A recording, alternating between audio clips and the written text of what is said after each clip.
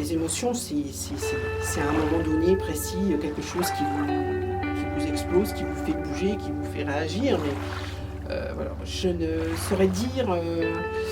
Ça prend le corps, la tête. Oh, c'est un peu profond, je sais pas moi. C'est un peu compliqué à expliquer. C'est ce qu'on ressent, je sais pas. Alors, si je dois lister des émotions, comme ça, je vois pas. C'est une émotion, c'est quand on est triste ou heureuse ou entre les deux. Pour moi, c'est ça en fait. Je crois qu'il y a la surprise, la joie, la colère, la tristesse, la peur, le dégoût, et je ne sais plus la dernière. Je crois que c'est les émotions, ce qu'on va qualifier d'émotions primaires, et ensuite deux peuvent se rassembler et finalement créer quelque chose d'autre en fait.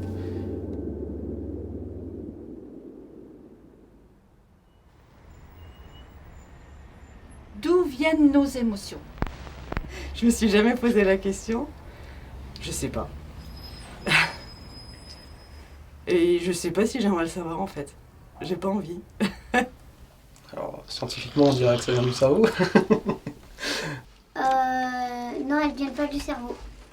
Les émotions viennent du cœur. De mon cœur dans mon corps. Pour moi, c'est provoqué par quoi? Et du coup, je dirais plutôt l'environnement, les gens qu'on côtoie. C'est sûr qu'il y a de l'éducation, il y a aussi du milieu social, des films qu'on a vus et qui nous ont influencés, des livres qu'on a lus et qui nous ont influencés. C'est vrai qu'on se comporte tous un petit peu comme des éponges, comme les enfants, sauf que nous, c'est plus des œuvres littéraires ou culturelles qui ont des influences sur nous. Les émotions, pour moi, elles viennent de notre passé, elles viennent de ce qu'on a vécu. On n'a pas la même façon de réagir sur certaines choses et on est tous uniques en fait. Je pars du principe que l'individu est unique et donc on n'a pas forcément la même façon de réagir. Homme, femme, enfant, adolescent. Mais quand on est enfant, c'est beaucoup plus sensible. Hein, parce que vous avez des gens autour de vous qui vous disent des mauvaises choses. Et ça, on enregistre. Parce que leurs parents, peut-être leur père, étant petit, leur a dit « Un homme ne pleure pas, sois fort, mon enfant. » I don't want to. Oh, go on, show daddy you're not afraid. Dans le temps, on va dire, au siècle dernier, l'homme devait être fort. L'homme représentait la famille. L'homme représentait l'ordre, la dignité. Et donc, on ne montrait pas ses émotions.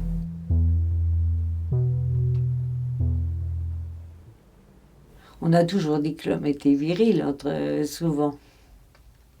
C'est l'homme qui donne sa semence.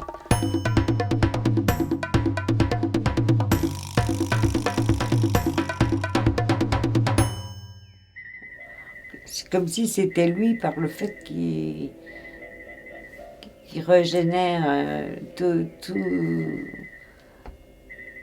vie. Quelque part, c'est terrible même de penser ça. Tout ça pour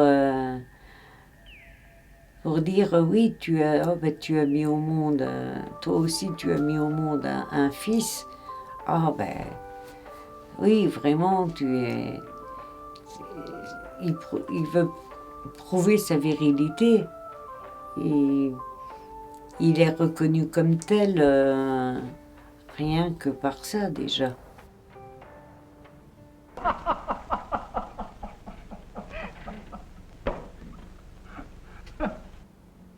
Pour moi, la vérité, c'est c'est un sentiment propre que tu ressens à l'intérieur de toi quand tu te sens fort, tu te sens puissant.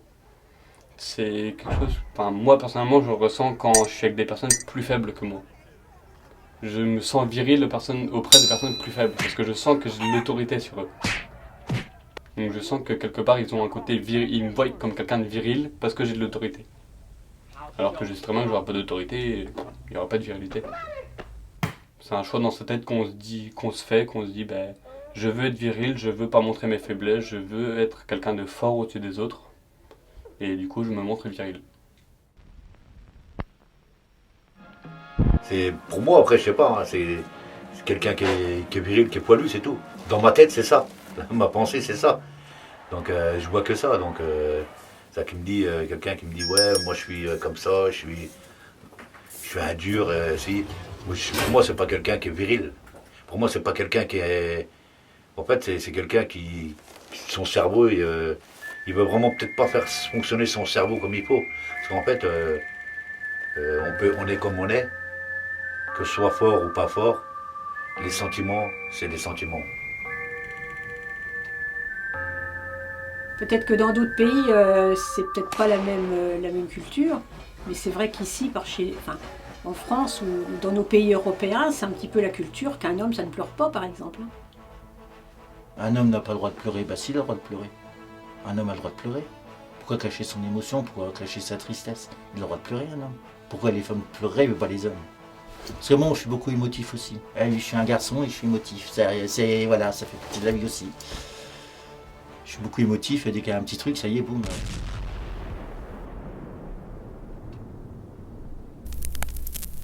Moi, je pense que là-dessus, il faut arrêter de dire qu'il n'y a pas de parité. Pour moi, il y en a une. Il y a, je suis sûre, autant d'hommes sensibles et très émotifs. Même s'ils ne veulent pas le montrer, il faut qu'ils arrêtent et qu'ils stoppent de se cacher derrière ce côté mec toujours plus fort que les femmes. Non, je suis désolée. Et s'ils savaient, une femme craque beaucoup plus facilement pour un homme qui va être sensible et éprouver parfois des sentiments entre guillemets féminins, alors que le macho, lui, on dira ouais, bah allez, va jouer au rugby, va jouer au foot avec tes potes et puis laisse-nous tranquilles. Après, une émotion, elle est là, c'est pour... Enfin, si on a dû ressentir une émotion à un moment donné, il faut l'exprimer. Parce que garder trop sur... Enfin, se préserver... Enfin, c'est pas se préserver, mais garder en soi une émotion, parfois, ça peut faire du mal. Moi, je pense. Donc, c'est vrai que les stéréotypes qu'on a pu avoir avant, ça a pu, je pense, faire du mal à certaines personnes. Je ne vois pas pourquoi il ne pourrait pas l'exprimer plus qu'une femme, et vice-versa. Et vice-versa, ça se peut aussi qu'une femme n'exprime pas son émotion, et qu'un homme exprime aussi plus son émotion. Je vois pas la différence. Ah ben si, on dira souvent que la femme est sensible. Ça vient, c'est pareil, on en revient un peu quand on parlait de la virilité. En disant, mais oui, quelque part, en disant le sexe faible déjà, le sexe faible, pour parler d'une femme, c'est vraiment, c'est indécent.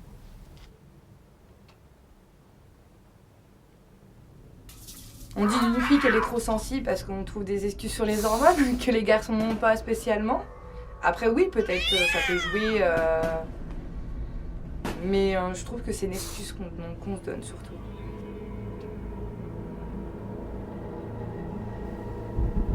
On n'est pas sensible. On est plus forte qu'un homme, déjà, ça c'est sûr. Parce que on arrive toujours à se relever, nous les femmes. Peu importe la situation. Moi j'ai appris que, voilà, toutes ces années de galère, de tristesse, de mal-être, en fait, au jour d'aujourd'hui, c'est du passé. Moi, j'aime pas parler de sensibilité, si, mais on dit, à l'opposé de sensible, on dit dur. Je préfère le mot résilience. Force, c'est l'opposé de faiblesse. Quelqu'un de sensible, c'est autre chose. C'est quelqu'un qui sait mettre des mots sur ses émotions et qui ose les montrer. Parce que, quelle que soit la personne, on a tous une sensibilité à quelque chose. Et on a tous quelque chose qui nous fait, entre guillemets, fondre.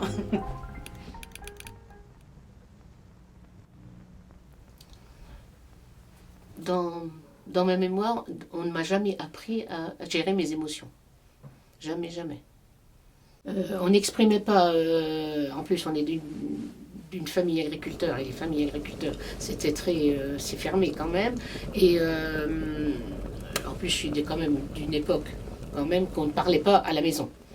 On ne parlait pas à la maison de nos... On ne pouvait pas s'exprimer, dire... nos émotions à nos parents, ça c'est pas vrai.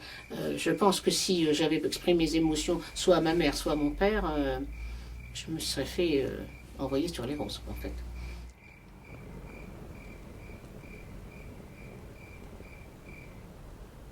Oui, donc tout vient quand même de l'éducation au départ. Mais c'est comme on retransmet un peu de ce que nos parents, la façon qu'on a été élevés, on le reproduit et c'est une chaîne sans fin. Si on ne fait pas quelque chose, si on ne dit pas ouvertement, voilà, il faut que ça bouge, que ça change, ça sera toujours le même milieu clos qui se passera. Et je trouve que pour les enfants, il faudrait à un moment donné, alors il y a des parents qui s'y collent, mais à l'école, je ne suis pas sûre qu'on travaille sur ce que les enfants ressentent en émotion pour pouvoir les nommer. C'est très très compliqué. Oui, c'est vrai que pour les pères machos, il y a du boulot. Il y a beaucoup de boulot à faire et c'est vrai que là, il faut... parce qu'il y en a beaucoup. Et même dans les jeunes que je vois là actuellement, nouvelle génération, il y en a aussi. Moins. Il y en a moins. Il y en a moins que dans les années 90.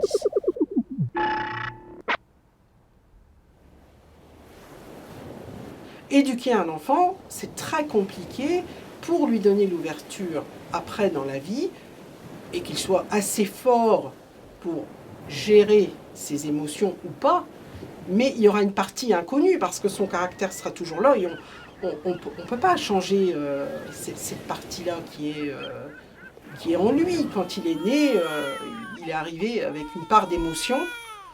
Et même s'il a affaire à des parents qui sont d'une dureté pas possible, à un moment donné, soit il déviera, mais il se passera quelque chose. Je pense que c'est ça la ligne la plus compliquée dans l'éducation d'un enfant. C'est pas lui dire reste à table, tu te lèves pas. C'est l'ouvrir sur la vie qu'il va avoir plus tard et qu'il arrive justement à trouver sa place et voilà, comment il va s'orienter, comment il va. C'est ça la difficulté de l'éducation. Quelle que soit la manière dont tu as été éduqué.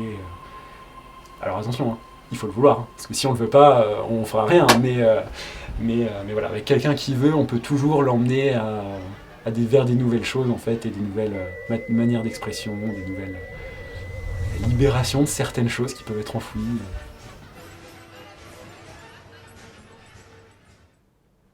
Il est évident qu'on est à la fin d'un truc et au début d'un autre. On sort quand même au moins jusqu'au milieu des années 70, ou peut-être même jusqu'au milieu des années 80, faut bien le dire, par une domination masculine, sous tous les rapports, hein, que ce soit dans les médias, que ce soit dans la famille, que ce soit à l'école, que ce soit dans le milieu professionnel. Est-ce que c'est un changement qui ne va pas durer et que c'est juste histoire de se rattraper un petit peu, ou est-ce que vraiment la société, on est vraiment arrivé à constater que de toute façon on est tous égaux et qu'on est tous capables de faire les mêmes choses et qu'il faut qu'il y ait même pas la parité d'ailleurs, parce qu'il faut simplement que les gens, que ce soit des femmes, des hommes, n'importe qui, aient la possibilité de faire ce qu'ils veulent.